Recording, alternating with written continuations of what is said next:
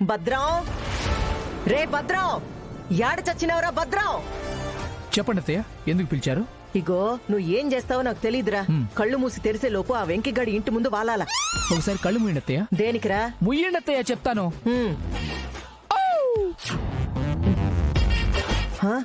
ఏడీడు? అరే, విషయం పూర్తిగా వినకుండానే వెళ్ళిపోయినాడు. ఒరే భద్రంగా, ఒరే భద్రం! ఏంటత్తయ్య మళ్ళీ పిలిచారు? రేయ్, అసలు నేనేం చెప్పాలనుకున్నాను ఏందేని పూర్తిగా వినవేంద్రా నువ్వు? క్షమించండి అత్తయ్య, తొందరపడి ఒక కోడి ముందే కుకురుకు అని కూసింది. ఇగో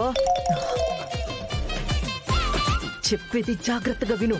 నువ్వు కాపలా కుక్క కంటే కరెక్ట్ గా ప్రతిదీ వాసన చూసి పసిగడుతూ పిన్ టు పిన్ అంటే చీమ చిటుక్కుమన్నా కూడా క్షణం ఆలస్యం చేయకుండా నాకు చేరేసేస్తా ఉండాలా? ఇంక బో. ఓకే అత్తయ్య. ఇట్లా కాదురా, బండి మీద పో. సరే అత్తయ్య.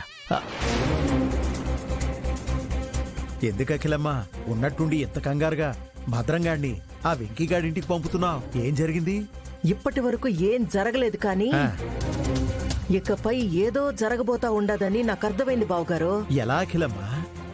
లోపల తాత మనవాళ్ళు ఒకేసారి తెగ ఉత్సాహంగా ఏదో ఫంక్షన్ కన్నట్టు రెడీ అయిపోతా ఉండారు. అర్థమైపోయిందమ్మా. అయితే వాళ్ళు వెళ్ళక ముందే నువ్వు భద్రంగాడిని పంపావుగా, ఇంకా తాత మనవాళ్ళు నిన్ను దాటి ఎక్కడికి పోతారు చెప్పు?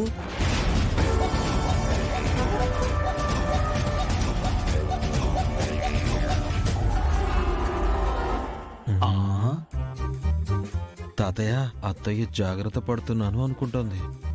పోన్లే మనవడా, నువ్వు వేసిన వలలో పడ్డానని కాసేపటికి అర్థం చేసుకుంటుందిలే. అంతే అంటావా? ఆ? ఎస్.